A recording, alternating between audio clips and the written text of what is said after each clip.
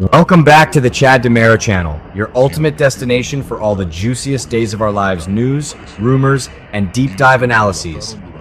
Can you believe it?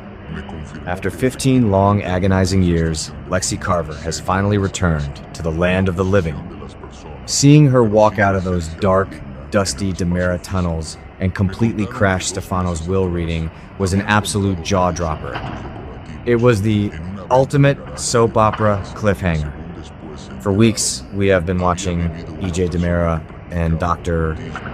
Wilhelm Rolf play God in that secret basement, pumping Lexie full of their experimental drugs. And when she finally opened her eyes and reconnected with Abe and Theo, it felt like a true miracle. A beloved legacy character was finally back where she belonged. But hold on to your hats, because the fairy tale might be crashing down faster than anyone anticipated. But here's the kicker, and it is a massive, heartbreaking plot twist. I've been seeing a ton of chatter on social media about Lexie potentially dying all over again, so I did some digging.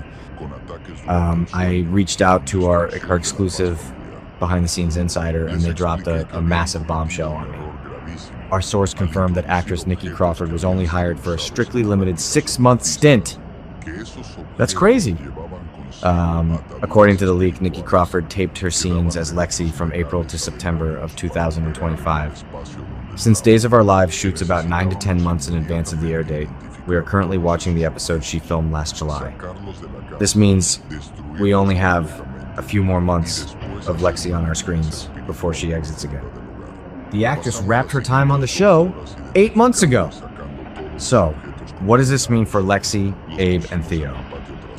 It means disaster is looming.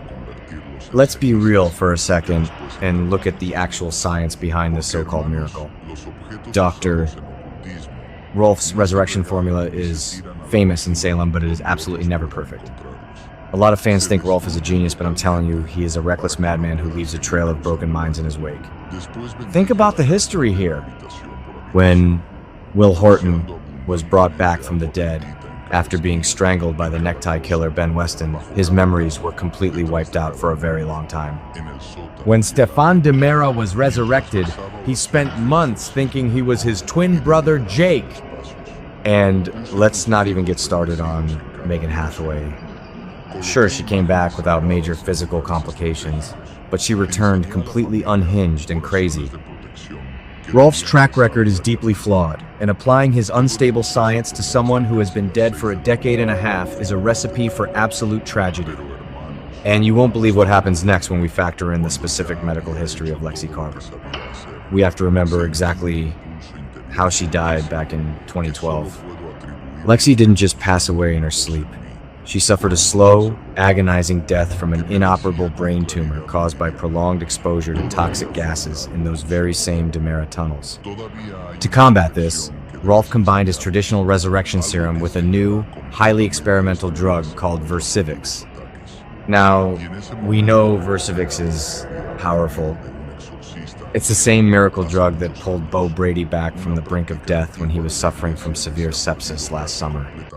The drug is specifically designed to rapidly regenerate brain cells and bodily tissues.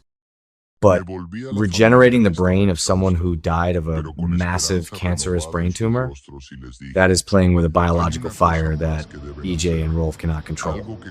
I think this was a huge mistake because EJ is entirely blinded by his own arrogance and greed. Right now, EJ is sitting in the DiMera mansion, practically salivating over the millions of dollars he plans to make by selling Versivix on the black market. He sees Lexie not just as his sister, but as his ultimate successful prototype. He thinks he has conquered death itself. But Cad Green, acting as an ISA agent, is already sniffing around and asking tough questions about his illegal pharmaceutical ambitions. EJ is so focused on his bank account and his god complex that he is completely ignoring the catastrophic medical risks.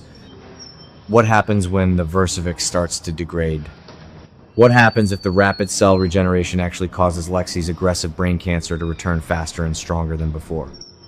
EJ's hubris is going to be his ultimate downfall. Despite how ruthlessly critical I am of EJ's greed, we cannot ignore the emotional devastation that is about to hit him. Beneath his cold, calculating exterior, EJ truly loved his sister. They had an incredibly close bond before she died. We all know that their father, Stefano DiMera, was absolutely desperate to find a cure for Lexie and was shattered when he failed. EJ thought he was fulfilling his father's greatest wish. Dan Feuerriegel, the incredible actor who plays EJ, recently teased in an interview that EJ is going to feel terrible when something unexpected happens. He isn't just talking about losing his black market payday. If Lexie's cancer returns because of his rushed, untested drug, EJ will be racked with a level of guilt that could completely break him.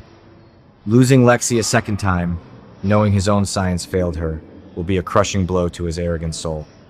What do you guys think? Is there anything more tragic than the impending heartbreak of Abe Carver? My heart literally aches for this man. Abe is the moral pillar of Salem, and Lexie was the absolute love of his life. He held her in his arms as she died 15 years ago, a trauma that fundamentally changed him. Now, he is living in this surreal, euphoric dream where he has his soulmate back.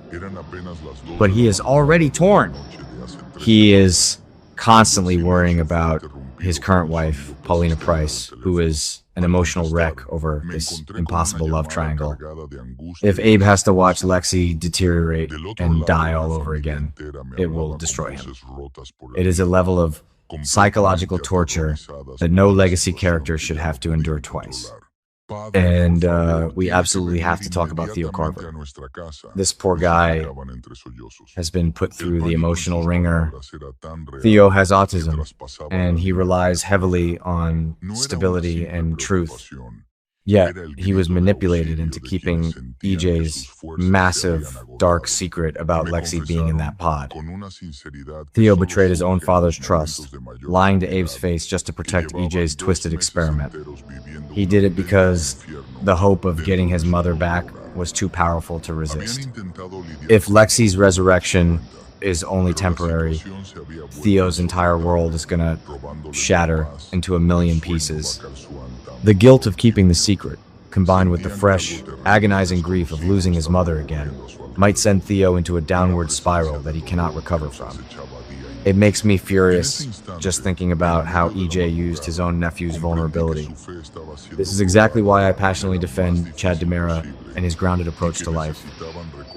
Here at the Chad DiMera Channel, we have always championed Chad as the true moral center of the DiMera family. While EJ is down in the basement playing a reckless game of Frankenstein with their sister, Chad is out in the real world trying to be a good father to Thomas and Charlotte. Chad knows firsthand the devastating consequences of playing with life and death.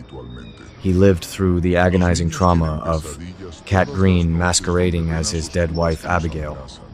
Chad understands that when you try to cheat death and manipulate the natural order, it always ends in tears. Chad is going to have to be the one to pick up the pieces of his family when EJ's Versivix experiment inevitably blows up in their faces. Chad is the only DiMera who truly understands the value of letting the dead rest in peace. So, how is this slow burn tragedy going to play out? My ultimate fan theory is that the Versivix will start to fail on a cellular level. We are going to see Lexie start to experience severe headaches, memory lapses, and the terrifying realization that the brain tumor has returned. I predict that rather than dying on screen again, Lexie might make the incredibly brave, heartbreaking decision to leave Salem. She might check herself into a highly classified, experimental ISA medical facility far away from Salem, giving Abe and Theo a glimmer of hope, but effectively writing her off the canvas to align with Nikki Crawford's 6-month contract. It would be a bittersweet exit that spares us the trauma of another funeral, but still delivers that gut-wrenching emotional punch. What are your predictions for Lexie's fate? Do you think Dr. Rolf has a backup plan, or is EJ's greed going to cost his sister her life for the second time?